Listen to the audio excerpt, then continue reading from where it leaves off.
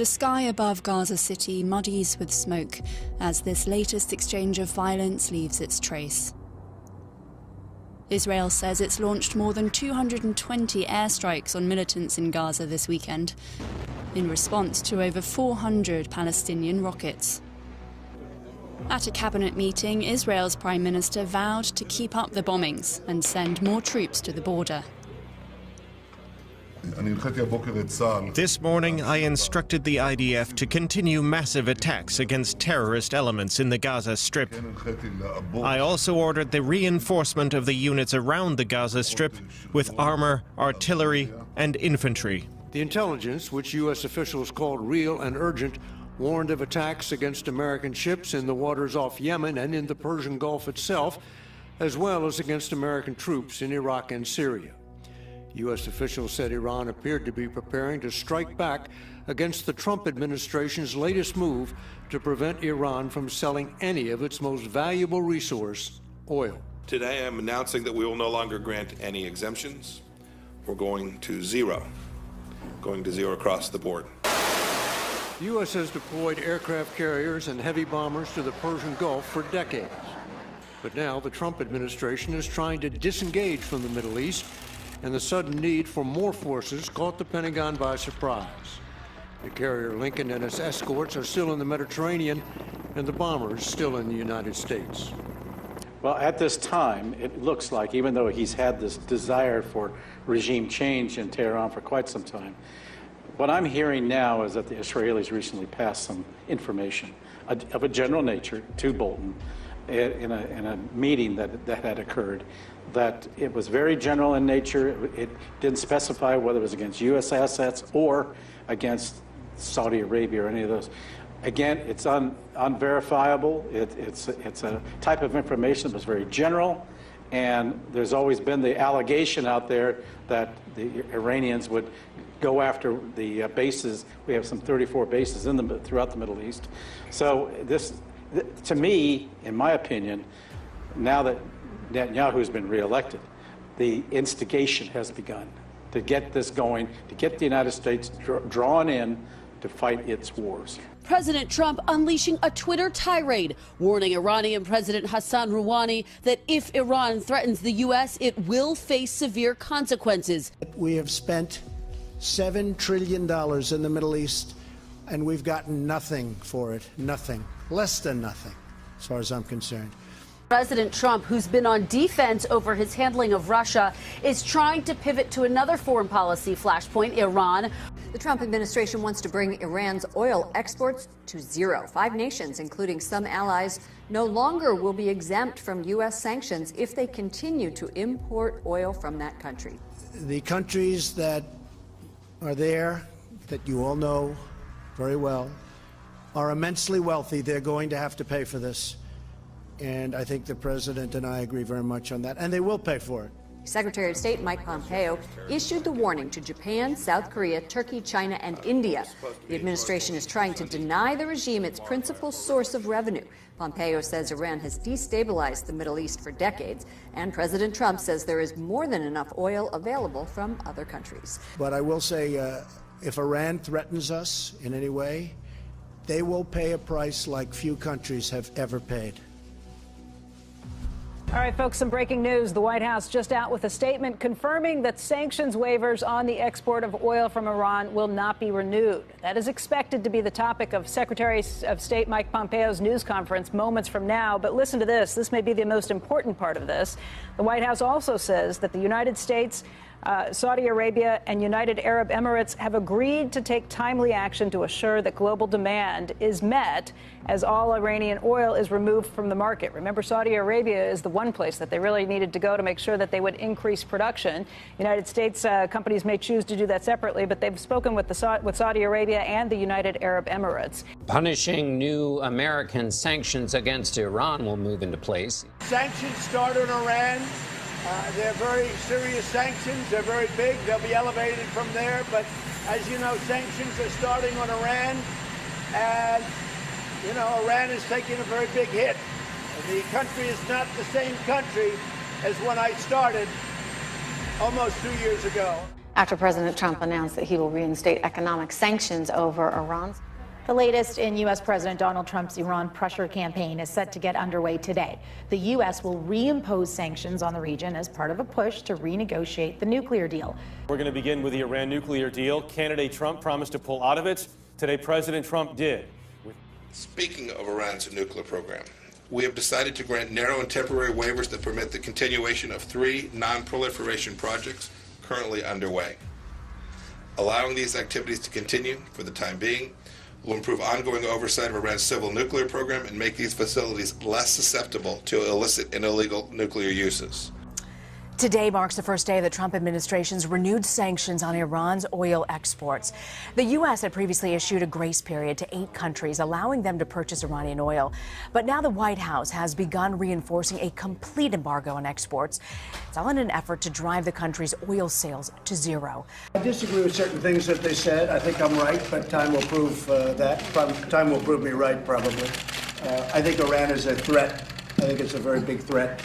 And I think I did a great thing when I terminated the ridiculous Iran nuclear deal. It was a horrible one-sided deal that was $150 billion plus $1.8 billion in cash and lots of other bad things.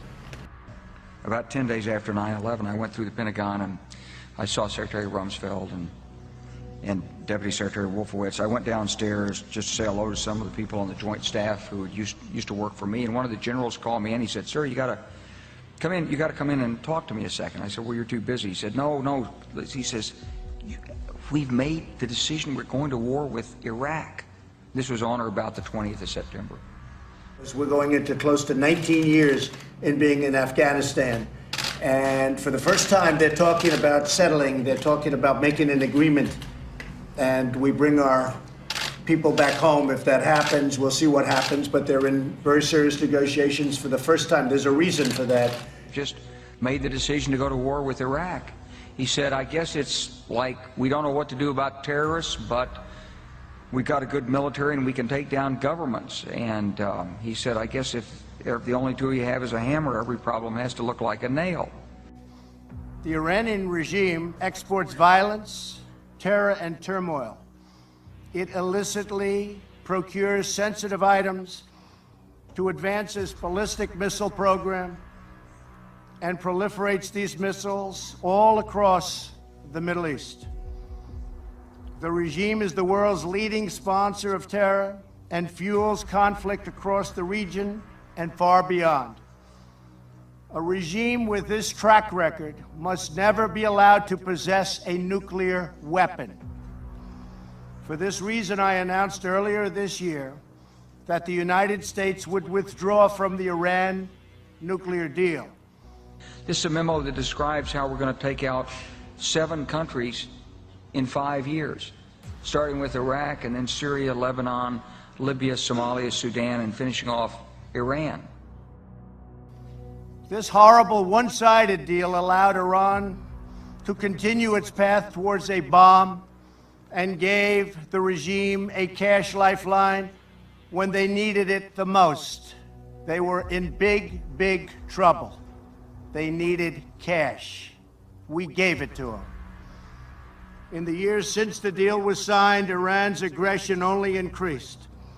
The regime used new funds from the deal to support terrorism, build nuclear-capable missiles, and foment chaos. با دم شیر بازی نکنید. پشیمان میشید. پشیمانی ابدی برای شما به بار خواهد آورد. میگن ایران نمیذاریم یه قتل نفس صادر کنه. یعنی ایران اینقدر ضعیفه حتما نمیتونید این کارو بکنید. قطعا نمیتونید این کارو بکنید. وامیستیم ما همه ملت ایران مرد مقاومتی، مرد ایستادگی هست. My administration has acted decisively to confront the world's leading state sponsor of terror, the radical regime in Iran. It is a radical regime. They do bad, bad things. To ensure this corrupt dictatorship never acquires nuclear weapons, I withdrew the United States from the disastrous Iran nuclear deal.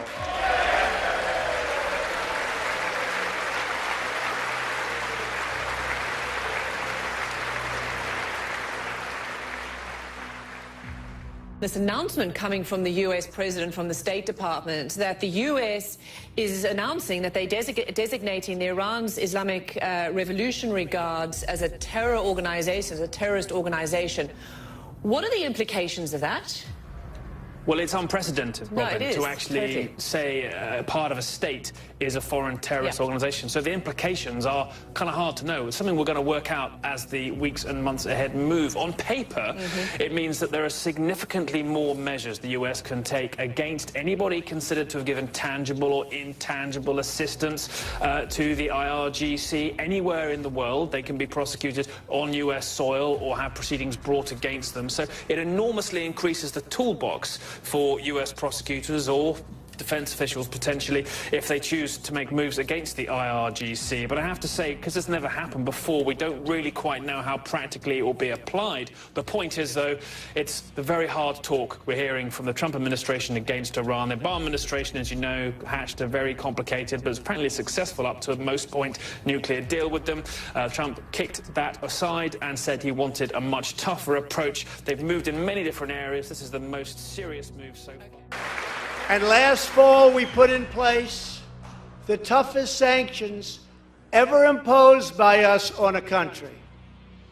We will not avert our eyes from a regime that chants death to America and threatens genocide against the Jewish people.